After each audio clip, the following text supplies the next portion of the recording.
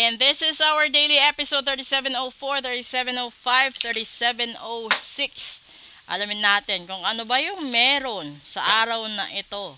'Di ba? Mensahe from the universe sa nakaka-resonate lang. Una, uy, old soul. Pangalawa, authentic. And pangatlo, self-reliance. Ito matindi. Sobra. Kasi there's a shade of black, there's a shade of purple, at yung dulo kasi, it's a light color na self-reliance. Ibig sabihin kasi nito, merong iba sa inyo na yung problema is nasa mga tao na nakakatanda sa inyo, sa mga tao na namatay na lang, hindi pa kayo nagkaayos, sa mga tao na siguro sabihin na natin nakalimutan nyo, nasaktan nyo, tinalikuran nyo, na wala naman silang ibang gustong malaman or gustong makita kundi magpakatotoo ka sa buhay mo, maging ikaw.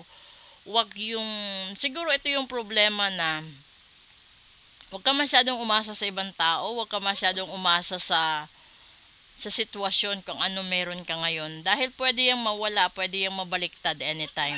Depende kasi yon kung gaano din kabigat yung karma na meron ka. 'Di ba? So, you have to do a self-reliance situation right here. Kung, bakit ko nabanggit yon? 'Di ba? Katatapos lang no ng retrograde at merong pang aftermath hanggang November 19. So kung nasa karmic cycle ka, kapag cardinal signs ka, hindi lahat ng cardinal signs ay may good karma. Kasi hindi naman kayo pare-pareho ng situation, 'di ba? Kahit sabihin natin na lumalabas ngayon lahat ng cardinal signs, they will enter into an era wherein makakatanggap sila ng positive sign, makakatanggap sila ng positive results right after 15 years na nasa pagkalugmok sa roller coaster na pamumuhay at saka kung ano-ano pa. Pero merong nakaligtaan ang lahat ng nagsasabi sa TikTok na yung cardinal signs is they will be freely. Yes, they will. Pero yung blessings ninyo, depende din po yun sa kung gaano kayo kabuti sa past 15 years ninyo. Kahit sabihin natin sa past 10 years lang. 'Di ba? Yung past 10 years ninyo kasi, hindi naman lahat yun puro kabutihan eh. Wala namang mga tao na puro lang kabutihan sa mundo. May kanya-kanya tayong kamali, pagkakamali, pagkukulang, no? Ano doon na yung minsan nakakapanakit tayo ng damdamin ng iba, nakakapanakit tayo ng damdamin ng mga hayop, 'di ba? Kasi katulad nito, baka minsan hindi mo na malaya nakapanakit ka ng engkanto, nakapanakit ka ng mga espiritu, halaman, kung anumang elemento sa paligid mo. Ngayon, sinasabi dito, magpakatotoo ka.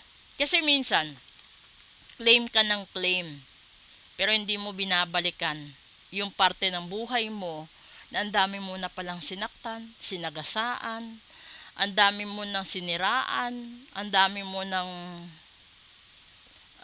sabihin na natin pinagsinungalingan, 'di ba? Pinaluha, ang tawag na to, pinagapang sa kahirapan dahil sa greediness mo. Yung iba worse dahil sa properties, 'di ba? Humantong sila sa mga bagay-bagay na hindi na dapat.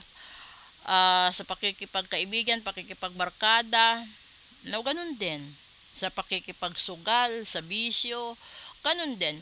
So, gusto ko lang i-highlight sa lahat-lahat. Though sinabi ng most, no, of the clairvoyants, most of the medium, the empath, and the manghuhula na katulad ko, the faith healer na katulad ko, na yung cardinal sign is magkakaroon ng blessing. Huwag niyong ibuo sa sarili ninyo na iasa sa universe yung blessings. Kasi, nakadepende pa rin yun sa Diyos. 'di ba? Kung gaano ka kabuti sa loob at labas ng puso at isipan mo sa pagkatao mo. Dahil titimbangin yan, may karma eh. There is a karma right there na magbibigay ng judgment sa'yo. So, hanggang November 19 yan. So, huwag kang agad-agad na umasa na right after November 19 matatapos. Kasi there should be this type na may mag-self-reliant ka. Dahil posible na kung ikaw yung tipo ng tao na nakarely ka sa kapwa cardinal sign mo, baka mangyari na mawala sila sa buhay mo. At yun yung penalty mo kay God. Yun yung penalty mo from the universe itself. Kahit sabihin natin fixed sign ka or muted sign ka, yung fixed sign, kapag sinabi na fixed sign, yung mga signs na hindi ko nabanggit, no? At saka yung mga muted sign, ito yung mga signs na sila muna yung sasalo doon sa mga naranasan ng cardinal sign sa mga panahon na ito. So kung ikaw halimbawa, no, papunta kasi sa Aquarius yan eh. So Aquarius is one of those. Aquarius, Libra, Gemini. Those were the air signs. Those were the other signs naman na magtitimbang yan lahat-lahat. So kung ano yung mangyayari, kung ano yung mangyayari sa inyo right after November 19, dun yung mararamdaman, ay nasa bad karma pala ako, ay nasa good karma pala ako. Kasi yun yung justification ng lahat-lahat ni karma. So wala siyang pinipili. Kahit sabihin na natin that Cardinal Sul will enter the era of a villain, pero andun pa din si karma in between. So you just have to keep observing na you read between the lines. Hindi lahat ng cardinal sign makakalusot sa sinasabing blessings. Dahil may mga tao na napapabilang sa cardinal signs na masama ang ugali, masama makitungo sa kapwa, mapanakit, at mapangutya din.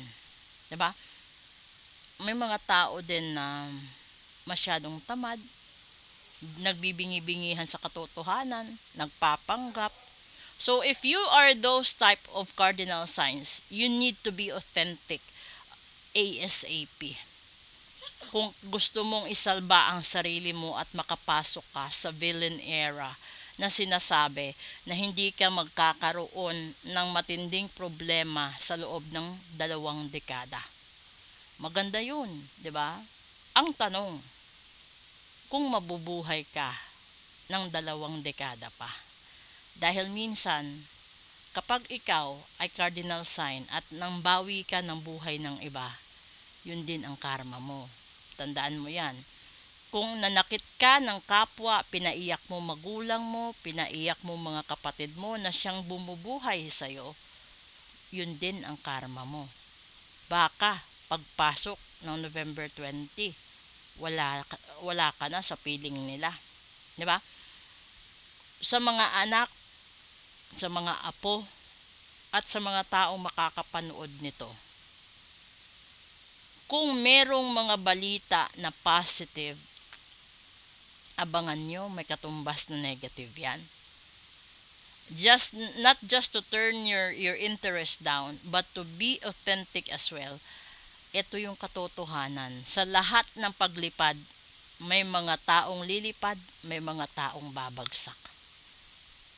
So kung ayaw mong bumagsak, habang maaga pa, iparitual mo ang lahat ng kasalanan mo, iparitual mo ang lahat ng kamalasan sa buhay mo.